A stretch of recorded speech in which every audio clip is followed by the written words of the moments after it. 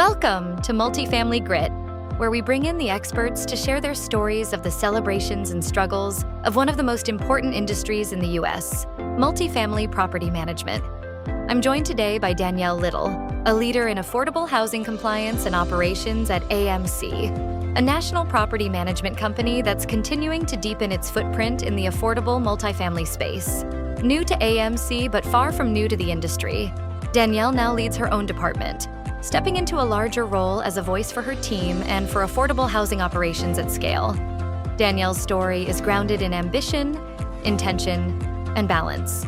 Known for her relentless drive, she's equally focused on sustainability, both for organizations and people. As a leader, a toddler mom to two energetic boys, and someone deeply invested in building longevity, Danielle brings authenticity to conversations about leadership, workload, and what it really takes to keep everything from big legal policies to everyday life in order. Today, we dive into Danielle's philosophy of organization before innovation. In a world full of widgets, tools, and emerging tech, she believes you can't build creatively until you fully understand what's already in your hands. We'll talk about why affordable housing often moves more deliberately, why doing it right matters more than doing it first, how trust and compliance guide every decision, and how invisible systems, with clear inputs and outputs, can make compliance feel almost like magic. We'll also explore staffing challenges, mental load, and what it takes to create balance in one of the most complex sectors of multifamily.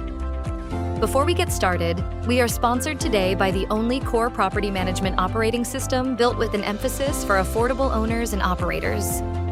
Fortress revolutionizes affordable management with features focused on automating housing assistance charges and payments to keep ledgers clean and accurate, centralizing file reviews and document storage through Fortress and AWS, and a free in-system smart waitlist to ensure your property stays in compliance.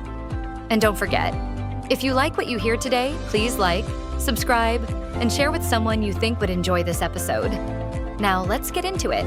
Here's Kerri Davis sitting down with Danielle Little for a conversation about organization before innovation, building systems that feel invisible but powerful, protecting trust and compliance in affordable housing, and what it takes to lead with ambition while creating balance in one of the most complex sectors of multifamily.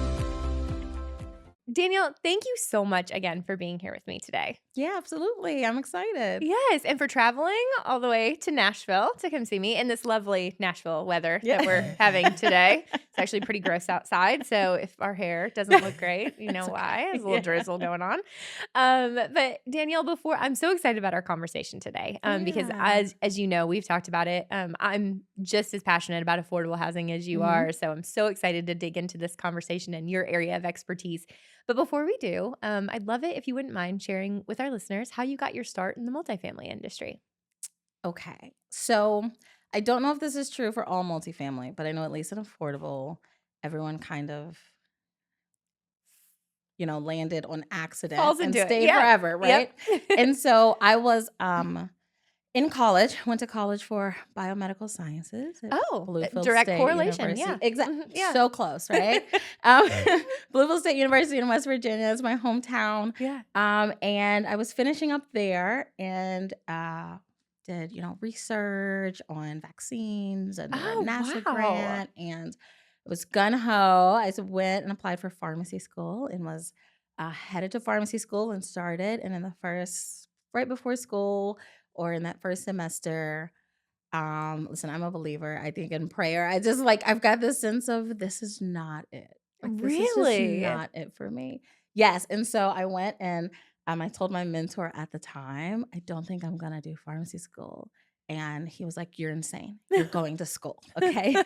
And I called my parents and they were both like, "Oh, you are going to I pharmacy school." bet. And so in that first semester though, it just really wasn't I was doing well, but I just knew this isn't it. And so kind of leap of faith, coming out of pharmacy school and with no plan whatsoever. So but really just trying to find my way and figure things out. But in the meantime, I need a job. Yeah. I really need a job. And so I'd always been good at admin things. I grew up pastor's kid, in the church, your parents' personal very free labor secretary from a very young age. Love it. And so I was always good at admin things. And so I looked for those kinds of roles. And then in McDowell County, West Virginia, there was an opening for a leasing specialist, but I think it was just like an office team member, at Yeah. a affordable property.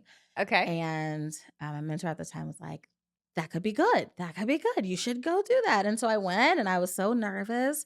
And if I knew then what I know now about affordable, I probably looked like a sucker just walking through the door, bright-eyed, bushy-tailed, ready to do You're some like, work. I'm good at paperwork. I can do this. Right. And so I started there as like an office assistant, and it was affordable. I was good at the paperwork. Yeah. And it was senior high rise down in the cut of West Virginia, right? So down near the coal mines. in a Yeah. very rural, very kind of impoverished county. And Okay. it was tough. It was a tough asset, Yeah. and a lot tougher than I knew at the Yeah. time, just being kind of young and hopeful and ambitious. And so I got my start there. And I think a few months later, a REAC was coming up and big physical inspection, and our manager quit. And then everything needed to be done all at once. And I Oh was my like, goodness. crash course. And I had electricians tripping over, plumbers tripping over the parking lot, repaved and getting repaved, and the guy checking the fire extinguishers. And oh my gosh, so much chaos. But I really just kind of found my niche in it. And so I Yeah. fell in love with it. I actually fell in love with the maintenance part of it too. Really? Also being a pastor's kid, my parents, in a time where a lot of churches were doing storefront churches or turning warehouses into churches. Yeah. Back home in Charlotte, my parents did a lot of that. And so, Oh. surprisingly, to my surprise, I'm really good at, I can drywall with the best of them because Love I've been it. helping my father do that since a very young age, Oh my and gosh. tiling and, putting in some new cabinets. And so I just found a niche, and I've been in affordable ever since. After, a few years, when I left West Virginia, went back to North Carolina, I was like, I'm going to do luxury multifamily. Oh, yeah. I went and got my real Mhm. estate license. I want to do condos. I'm going to sell. Mhm. And I went to this luxury property, and I probably lasted 3 days. There was 90 unit types in a binder. They were like, you need to memorize all of these. I was like, oh gosh.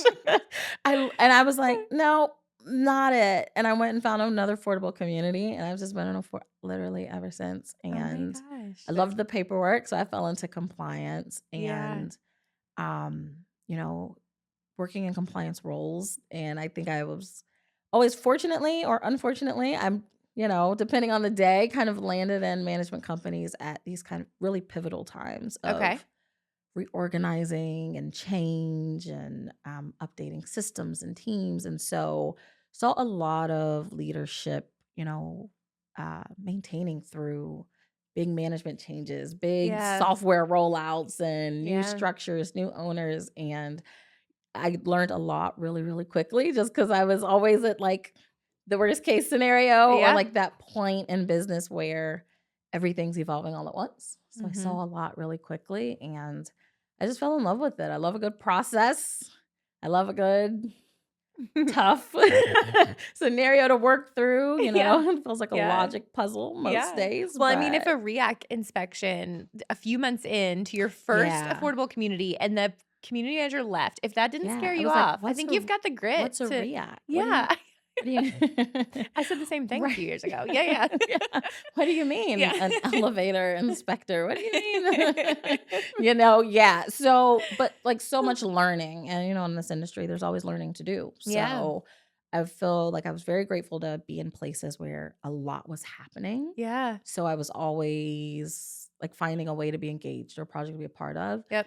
And then I think very fortunate to fall into management companies and with leaders that were very supportive. Yeah. And always had an open door and Yeah. always wanted to help me learn, because that's not always the case. Yeah. But we're So important. always, I'll teach you what I know. Yeah. And, I think my curiosity always got the best of me. And Yeah. probably sometimes I probably wished I had minded my own business instead of I don't know. learning a new process, because I got into it knee deep and was like, oh man. Yeah.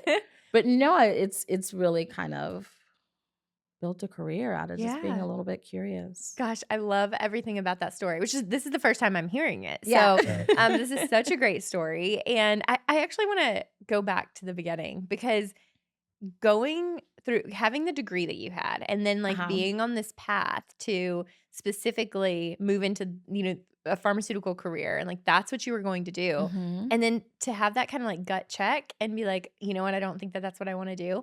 I can honestly tell you that I think that so many people have that like gut Mhm. feeling where it's like this doesn't feel right, but they Yeah. continue forward anyway because it's Yeah. like, well, what else am I going to do? And like this was the plan. So people Mhm. have this fear, but you didn't. Like how are you able to overcome that? I mean, like the money Mm. that you'd invested, the time that you'd invested, and the plan for the future, and Ooh. just like give it all, throw it all away and head out on this like unknown adventure. Um, How did you do that? I don't know if I felt in my mind like I had another option, Okay. right? And so I've always been um very strong-willed, Yeah. as my rebellious, as my mother would say, Yeah. right? But just strong-willed and strong-minded. But I work really, really hard, and it's part of how I grew up and like what my parents gave me, Yeah. and Yeah, well, if it's your parents kind had you of doing drywall in the absolutely, church, like, yeah. I love those sort of stories because I'm very similar. So my parents owned an automotive shop of Okay, growing so up. you So, like, know, yeah, like, I can children change are my free own, like, labor. tires and yes, Yes. and, like, oil changes, and I can do brake jobs, and I Yes. can, like, change out a radiator. Like, I can do all It these comes things, in and I'm like, handy yeah, and later it's in even life. just cool later on to say you can do it all. Like, Exactly. I can drywall. I know my maintenance men would hate to see me coming with like my blue jeans on. They're like, Oh "Oh, my here she gosh, I comes," love and I'm it. like, "Oh yeah, I I'm love with you it. today. We're pulling toilets. Let's go pull toilets." I love Like, it. please go back to the office, lady. Yeah. But yeah, I just don't think like working very hard has never been like an issue for me. But I Yeah. think I have always needed to very deeply believe in what I'm doing. Okay. And yeah, I can't fake it. I just Yeah. can't. I'm not a good faker. Yeah, I I usually love wear it. my emotions on my sleeve. If I like something, I love it. If I Yeah. don't like it, you'll probably see it on my face. And so like just wanting to, I think I've always just really wanted to live a very authentic life. Yeah. Right. And so when it came to pharmacy school, I don't think I really felt like I had a choice to Yeah. keep moving forward. Um, but navigating that change was hard. I can I imagine. had I have an awesome village. I've always had like a great support system, especially in my Mhm. family. So I think I'm more fortunate than many that I had a soft place to land if I needed to, Yeah. but I was determined not to need a place Yeah. to land and just to figure it out. Um, but I don't know. I think I was just up for if this isn't it, I know something else will come, right? I Yeah. felt very strongly that God, if this is not where I'm supposed to be, you'll have to tell me where I'm supposed to be, but Yeah.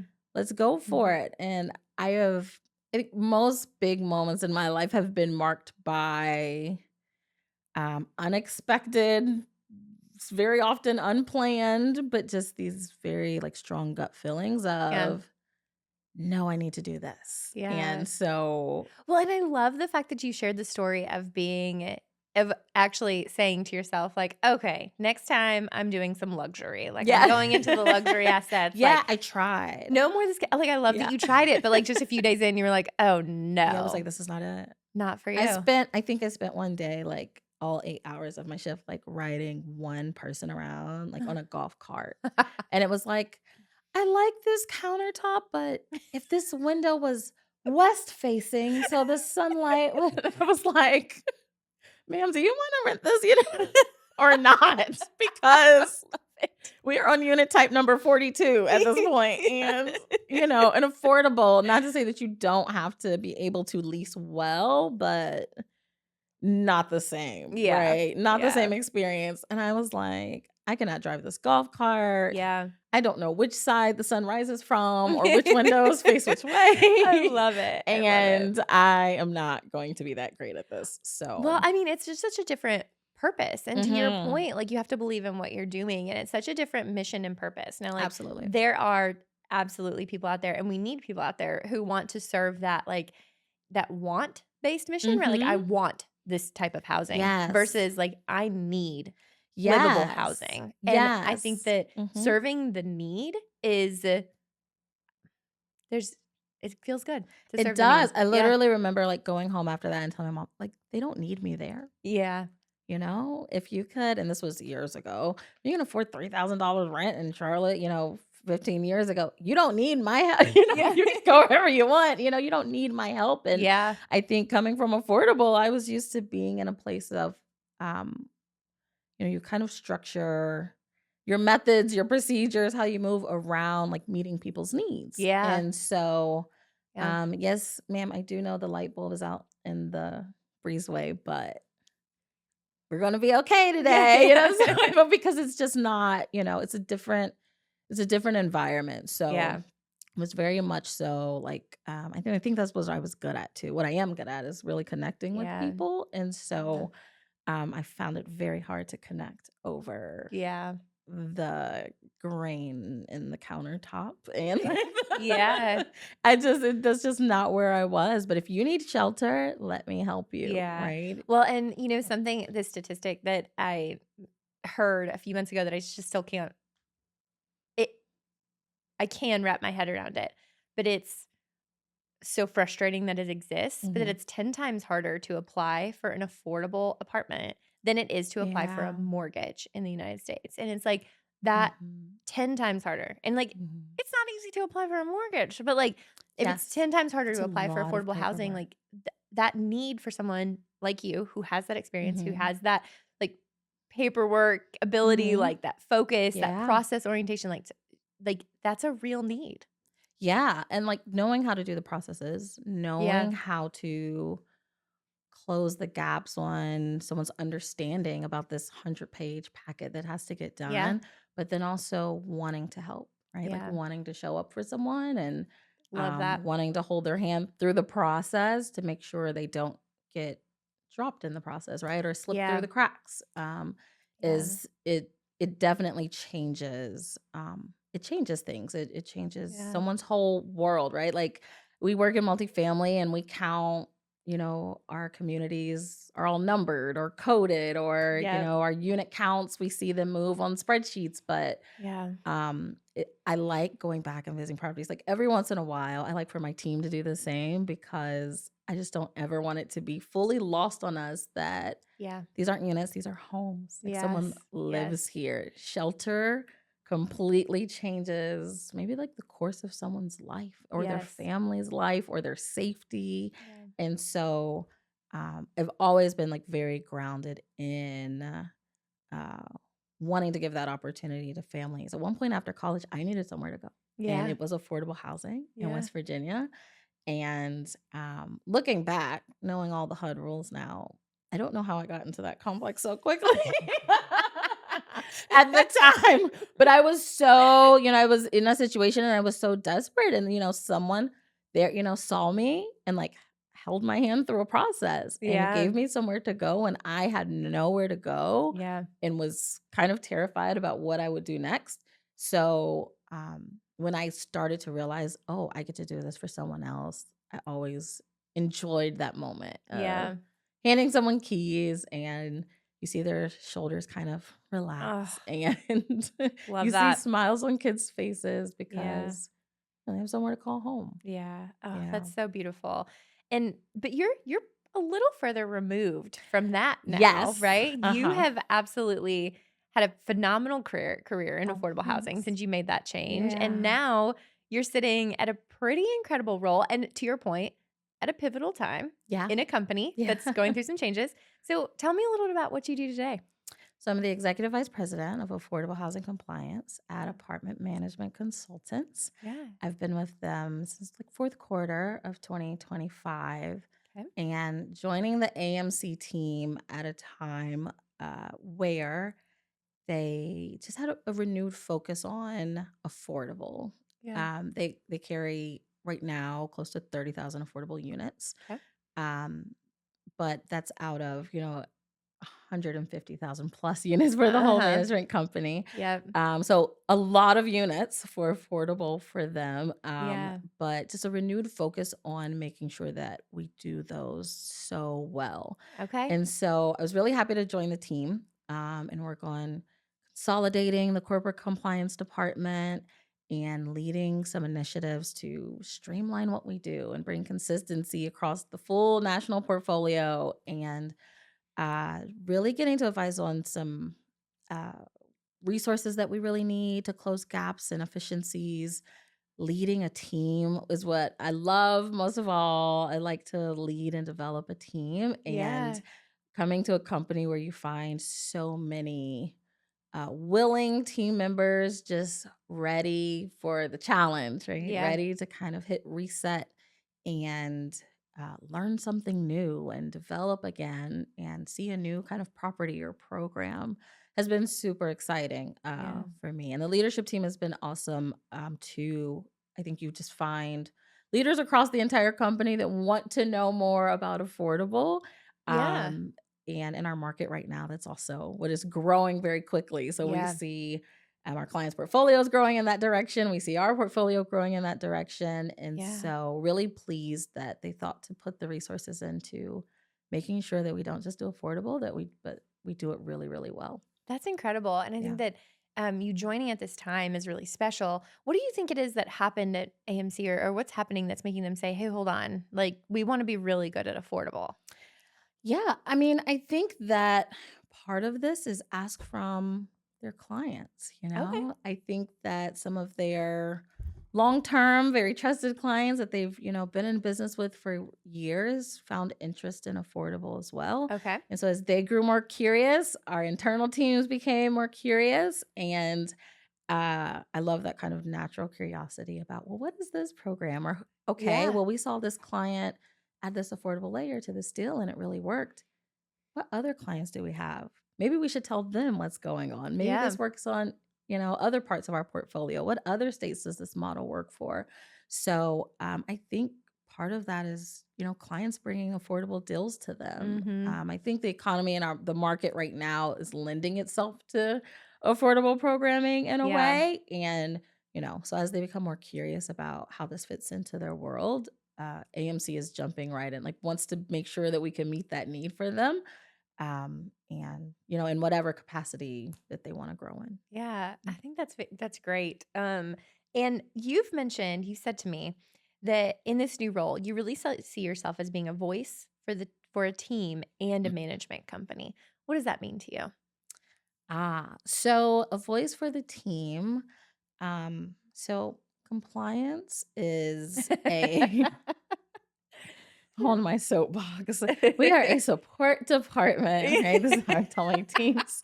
I love it. I Well like said. to Well call us said. the not Beyonces of the group. Okay. Okay, we are not the Beyonce of the company. In fact, we are not even like the singers or the backup dancers. We are back behind the curtains, like pulling the strings, turning up the lights. We are I stagehands, love right? this In the analogy. Keep background. going. Yes, Yeah. but not Beyonce's, right? So we're a support department. That being said, right? I think sometimes a lot can get lost in translation, Yeah. because we're kind of in the background, Yeah. right?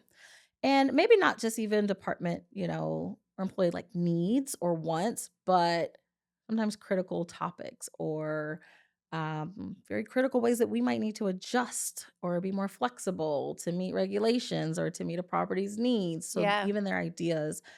So I am happy to have them consolidated and really kind of be that voice on the leadership team to Mm-hmm. vocalize what's happening at the ground level from compliance, and how we can fix that from the top down. Yeah. um Compliance people are nerds, and I can say that because I'm one of them. It's okay. I'm an accountant, Oh, also a nerd. yes, Totally yes, fine. fellow nerds, Yes. yes, Yes. unite. Okay, speaking two completely We different languages though, but but still so maybe not well, you could say different languages, but we're Mhm. still, like, in the same genre. Like, it's still a language, right? Like, we're Absolutely, just we yes, think very, like, similarly. rules-based, very, like, Mhm. problem solving, like, get Yes. to 0, like, find the answer. Yes. 100%. Yeah. Very Yes. similar. So we're super nerds Oh, yeah. though. And Super nerd.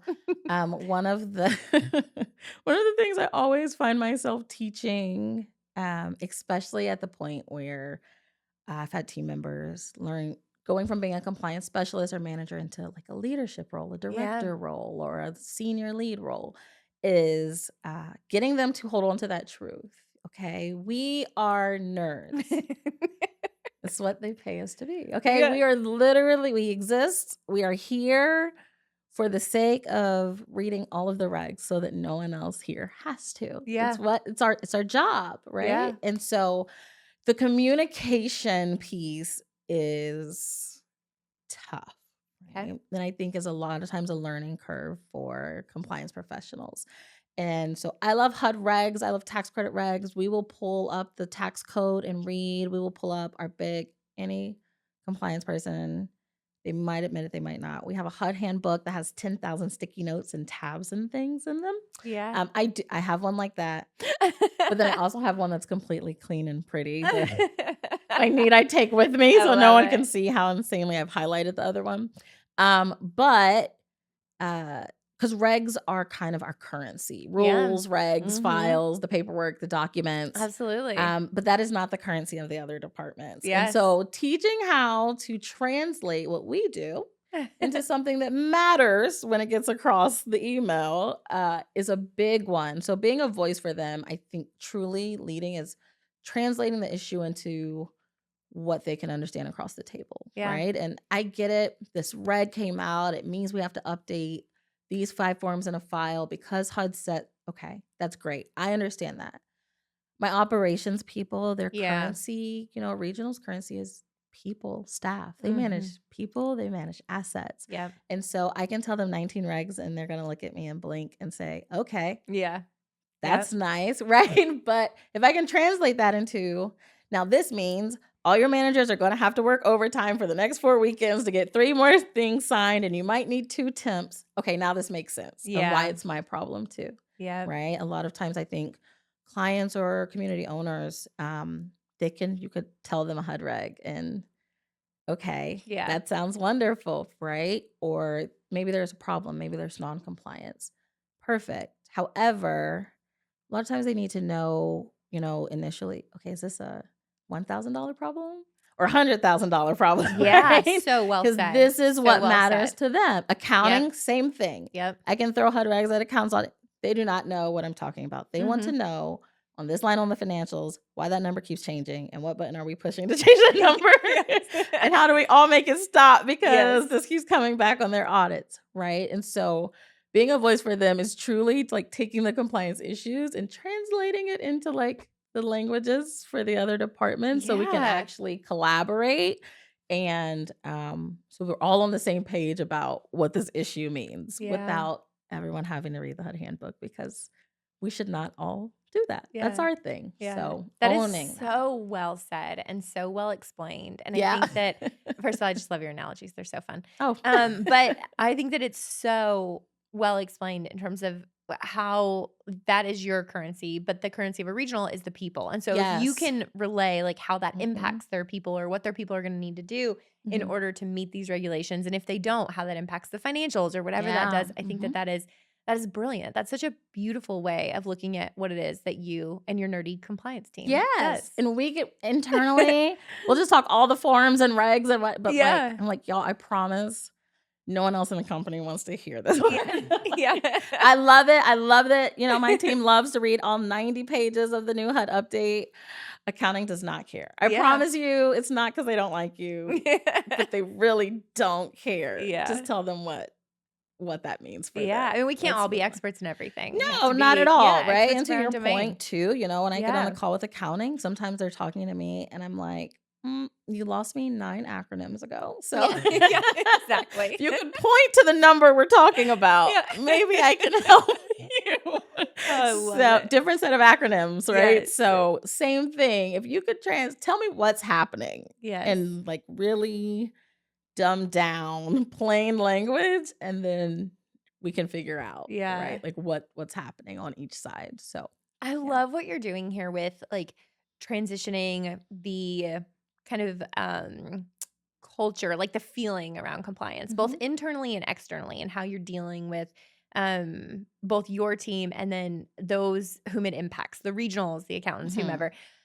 But you have a much bigger role that you're responsible for right now too, because as you mentioned, right, like this is a new focus, this is a new role, this is a new kind of time for AMC with Mhm. affordable. Yeah. And so you're tasked right now with creating all of these new processes Mhm. and sitting down and understanding like who's doing what and why they're doing it and how you can streamline and how Yeah. you can do this. So tell me a little bit about how that's going for Yes. you right now.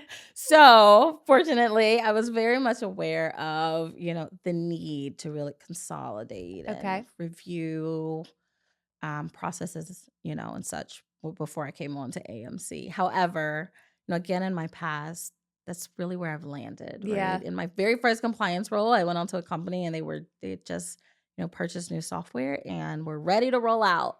And no one knew what in the world to do with it. Oh They my were like, gosh. you're young, you like computers, you go on, go to the training and come back and tell us what to do. And we Oh. broke lots of things that year. But for me, like was, started my experience in, when there's change, how to align processes for what the new need Organizing the is. chaos. Yeah. Yeah. And so I've Yeah. really kind of thrived like in those roles. So doing that again Yes. now, um, forever chaotic, but a Yeah. little bit, but is truly like where I thrive and is the environment that I'm used to. This Yeah. environment of change and development and adjustment. Yeah. And so change management is just part of my toolbox at this point, Yeah. for better or worse. But Yeah. so the focus right now in tackling that has just been initially right now is just to organize. Okay. It is all that I have asked of my team and my leaders is all this year, we are going to organize everything. Any Yes. form we see, any process we have, any meetings that we do, ourselves and our time. We're going to sync watches and calendars and everything from top to bottom. We're going to organize everything. Yeah. Because I think in my past experience, so many times there's big change ahead, and we, write a plan and we take off running. And 6 months down the line, you're like, oh, that was that thing, right? Oh, wait, this form, we should have done that in step 3, and now we're on step 15. Do we Mhm. double back, or now something's wrong, or and so I have tried to be very intentional right now of just wanting to organize a team, wanting us Yeah. to know what we have, where it is, where we stand, what are we doing great, what are we completely missing because it's a blind spot. Yeah. But just taking inventory of where we are, who we are, and what we have before we run full steam ahead too Yeah. quickly. I think that's so great. Of course, you and I sat down to have a conversation before this one Mhm. just to make sure that we connected, make sure that you weren't going to be bored as heck on Yeah. my podcast. So we chatted a little bit. And one of the things that I love, of course, like myself being in tech now Mhm. and knowing like this mad rush for technology that's happening Yes. in real estate. So, of course, I asked you, like, well, what tech are you implementing? And you looked at me and you were like, I need to organize Yeah. before I can innovate. And I love that quote, like organize before you innovate. Mhm. And I think it's the way that you just described it was so Mhm. incredible. And so you described that without me needing to prompt you on it, but I am going to prompt you on another quote that you gave me, Okay. which I absolutely loved. But you said that you have to get the puzzle pieces in the box first. You have to take the Mhm. full inventory. What do you mean by that?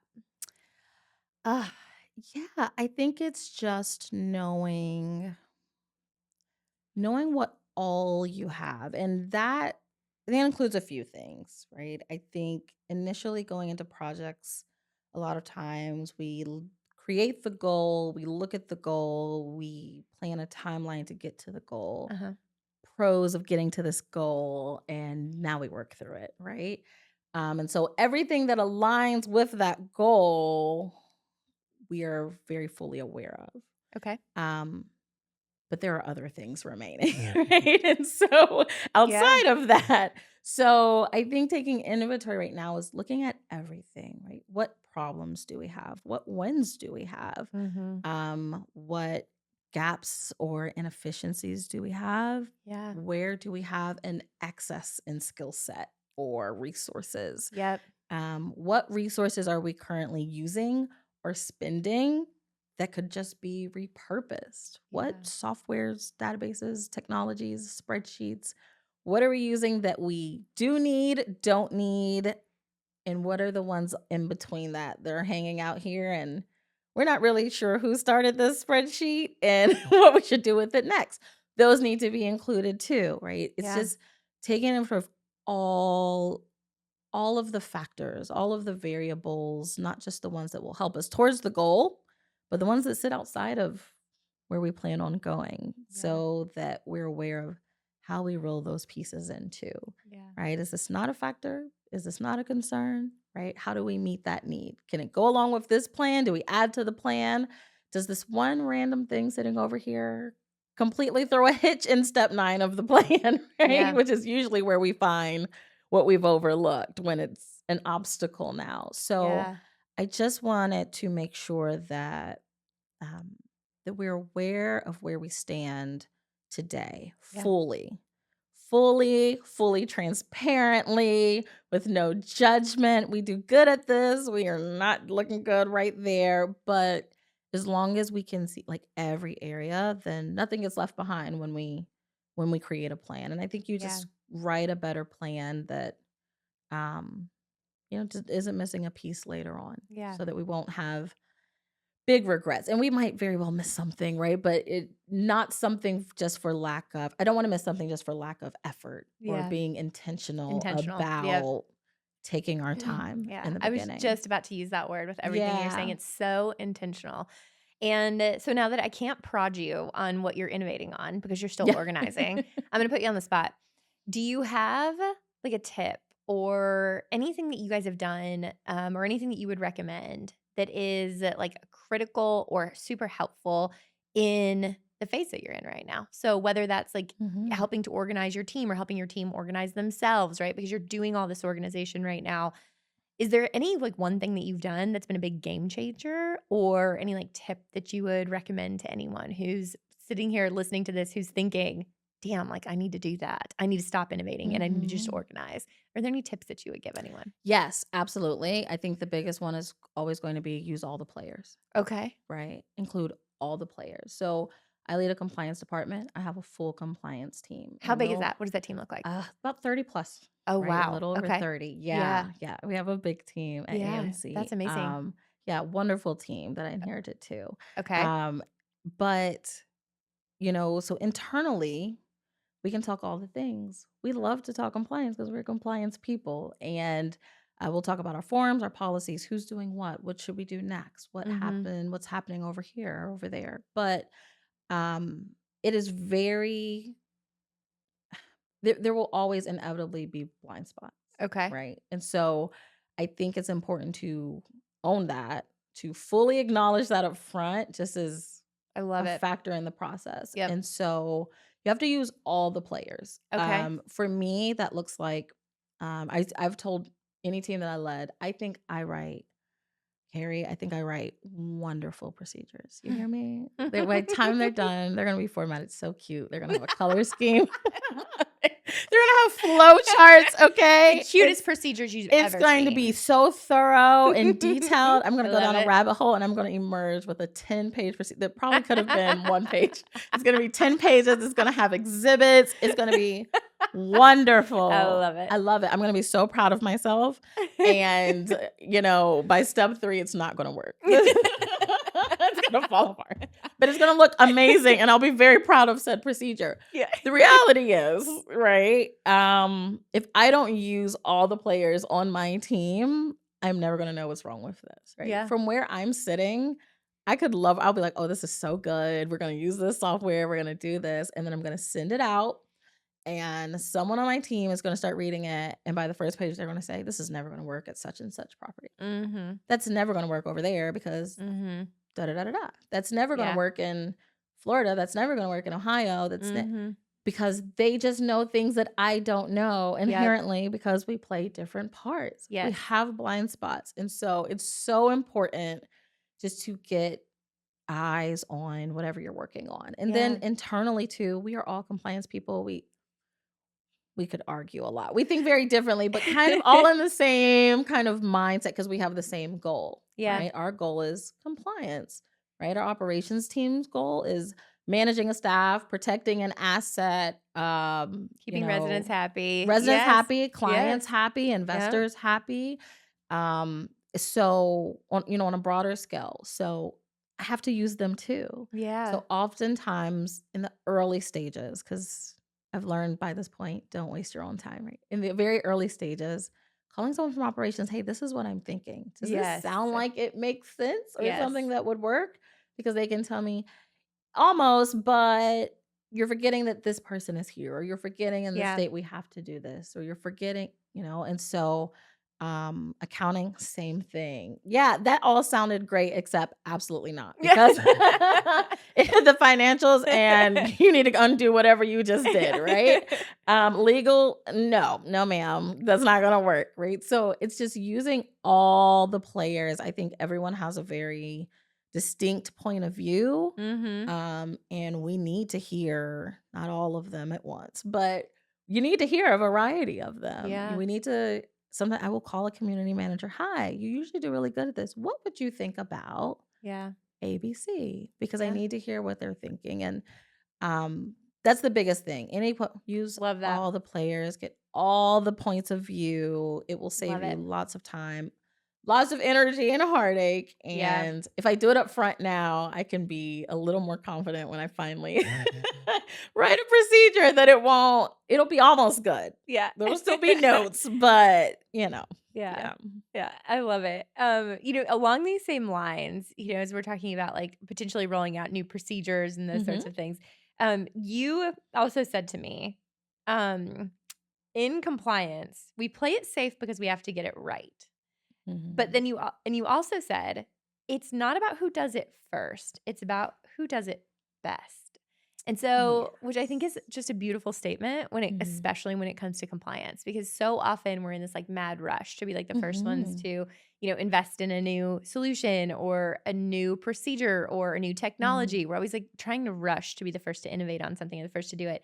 But in your opinion, it's about who does it best and affordable. Yes. Things in affordable, as we all know, change a lot slower than Yeah. the rest of the world. That's one way to put it. Yeah. And when something finally changes or updates for the good, ideally, theoretically, Yeah. right? It's usually long awaited, right? And so you want to jump on that. You want to do something new or take the new opportunity, roll up the new software, try the new tool. Yeah. But caution sometimes when in compliance, specifically, in my department, it's about getting it right. Yeah. Okay. Because when it's audit time, the auditor will generally not make any concessions but those applications were run and done through this new AI widget, something thing. And that's why none of those boxes are checked. Something. Yeah. We're just trying. Test run. Yeah. Our bad. No, that's a finding. Right. And so it's just not, you really have to weigh the cost, which everyone does with any new plan, right? But you really have to weigh the cost of innovation versus, just your general risk, right? Yeah. And a lot of times, there's so much risk involved in getting it wrong. Or I will say too, when it comes to softwares, tools, resources, a lot of times when they're first introduced, earliest adopters, they haven't thought through all of the scenarios, all that can go wrong with a new software or technology or whatever the case is.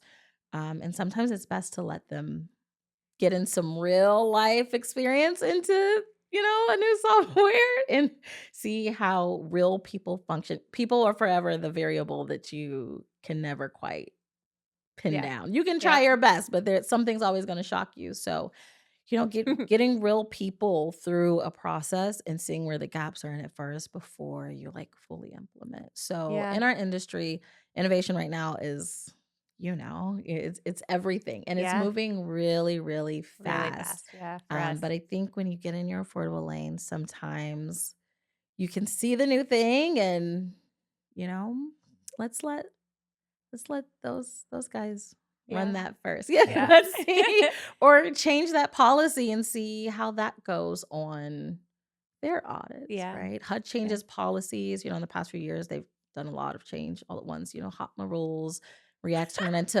love to talk about hot mom Do because you? it has It's taken clear as mud. years, and it's Yeah. in years. How long has this been going They on? pushed it back again to 2027. Mind I might blown. never see it This is within good. I I know. might I know. retire before we see it. I don't know. I'm not It's sure. amazing. But, when it finally comes, Yeah. when they finally change things, people in our world, we're like, okay, well, and also too noting that sometimes regulations there's a gray area, Yeah. or they are Yeah. not detailed down to every scenario. You just don't Mhm. get that. And Yep. so it's left up to interpretation of the management agent, or interpretation Yeah. of the contract administrator, Yep. or the local agency. Yeah. And, a lot of times in my world, my friends or compliance peers, we're all holding our breath like they're going to interpret something completely different than we are, Yeah. waiting for whatever said local agency and what their interpretation is, which will Yep. inevitably sometimes be a little different from ours. So, Yeah. in those cases, it's not always the best for, to be audited first and have to trial run, new regulations that are even mandatory first. So when it comes Yeah. to innovation, same thing, just proceed with caution. Yeah. Yeah. Love it. I know. Anytime we talk about like affordable moving slow, and I'm like, well, let's just talk about HOTMA. Yeah. Exhibit A, Yeah. right? And I think Track 203A with HUD too, I feel like has been longer than I've heard HOTMA. And I Yeah. think that's since I started in compliance. Oh And my I'd gosh. prepped for this rollout. It was one of my tasks, like my first role, and I prepped all these things, and it got delayed, and I was like, delayed till when? Indefinitely. Yeah, It indefinitely. still has not rolled out to date. So insane. But yeah, but like these things, it's a Yeah. waiting game, but Yeah. it does move slower, which is why I think sometimes we're so antsy to like get some innovation into Yeah. our space. Yeah. But want to be careful not to upset the powers that be. We don't want to Yeah. do something so sleek and cool that we missed a checkbox and now have 50 finding. findings. Yeah, Right? yeah, or 50. A finding or 50. Yeah. Yeah, no, not worth it.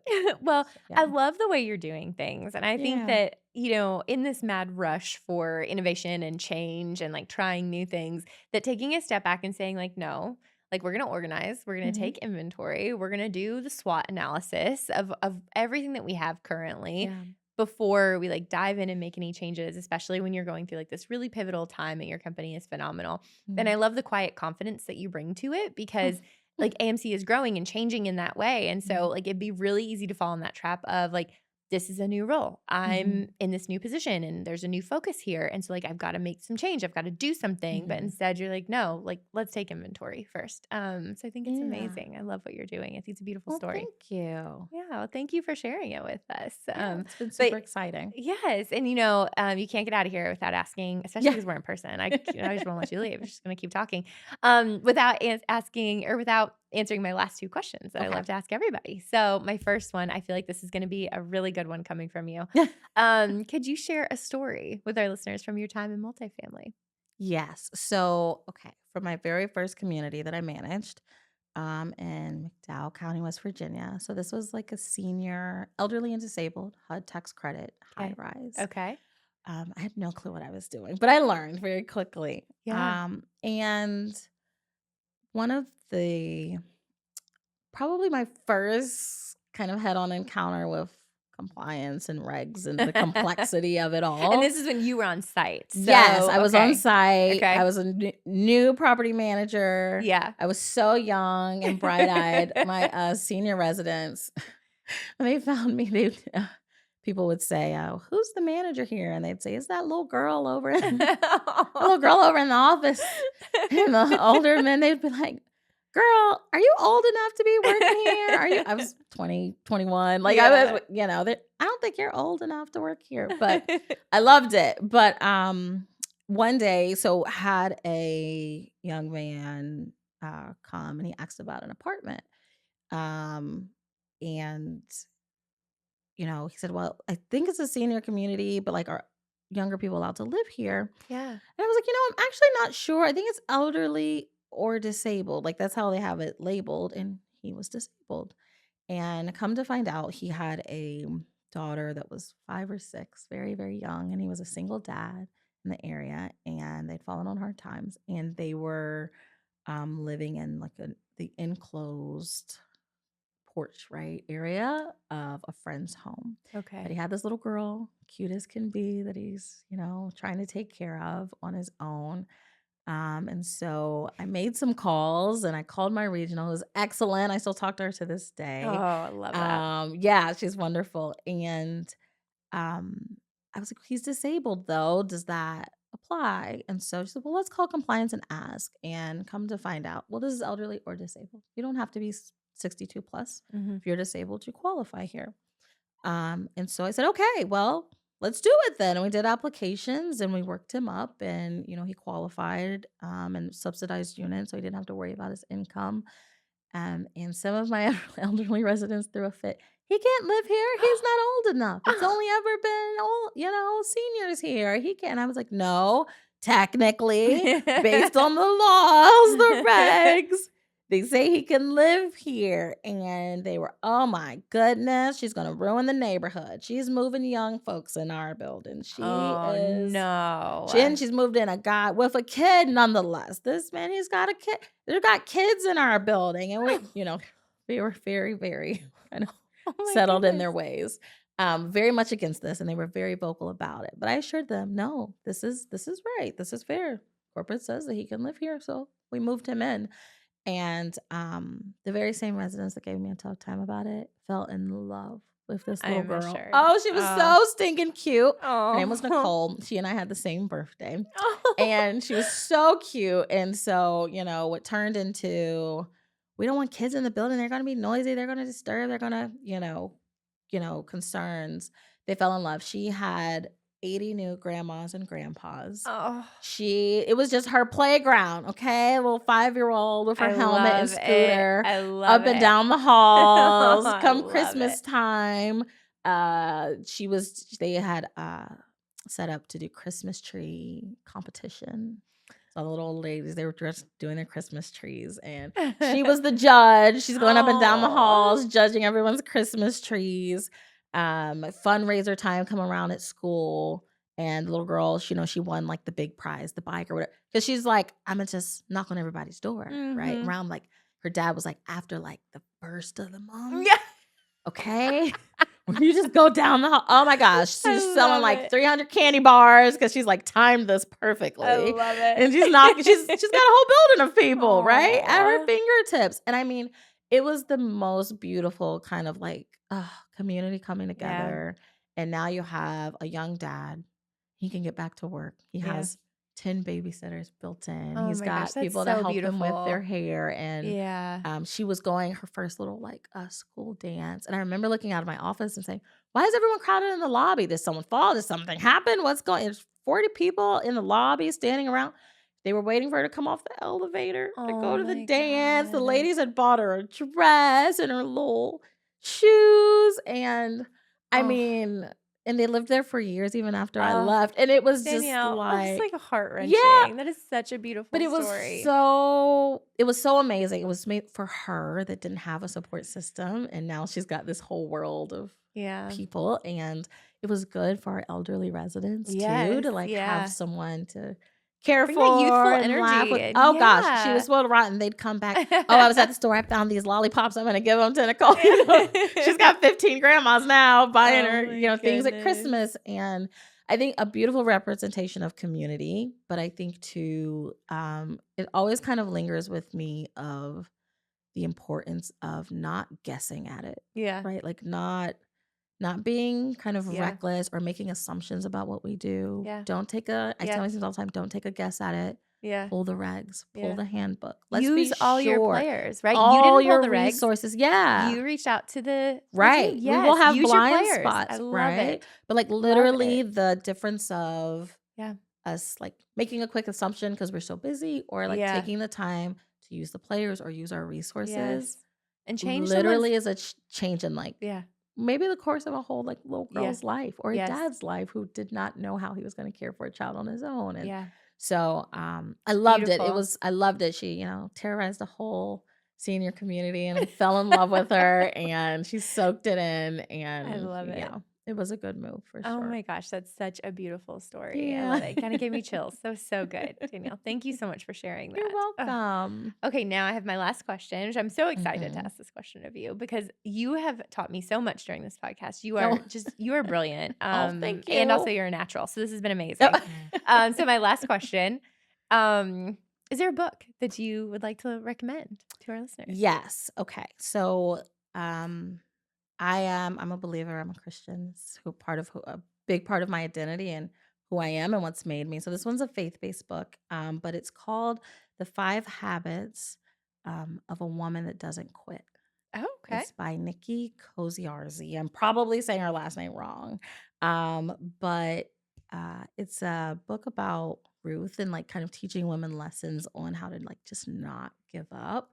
And I read it a few years ago, and it really kind of put things in perspective for me. And so it gives you like 5 big lessons. And the first one for sure, I always kind of run back to is she accepts the assignment of refinement, Okay. right? And so just talking about being intentional about leaning into the moments that hurt or are tough or hard and Yeah. refine you and grow you instead of running from Love them or that. retreating, but like really leaning into the moment and into the flow of the process.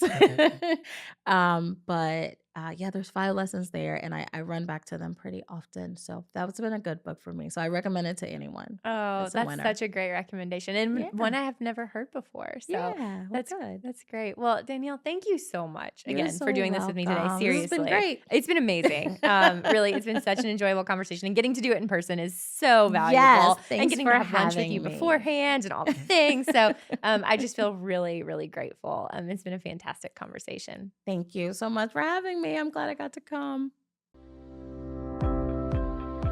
Thank you so much for tuning in to this episode of Multifamily Grit. I hope you enjoyed hearing Danielle Little's insights on the power of intentional organization and the unique landscape of affordable housing.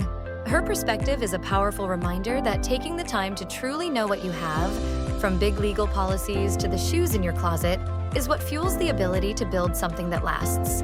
We also want to give one more shout out to Fortress, our episode sponsor. Fortress is committed to revolutionizing affordable property management with smarter, more efficient solutions that keep communities thriving. If you found value in today's episode, be sure to like, subscribe, and share it with a colleague who would enjoy Danielle's insights on leading with intention, managing the mental load of compliance, and why doing it best always beats just doing it first. Until next time, stay gritty, stay passionate, and we'll see you back here soon.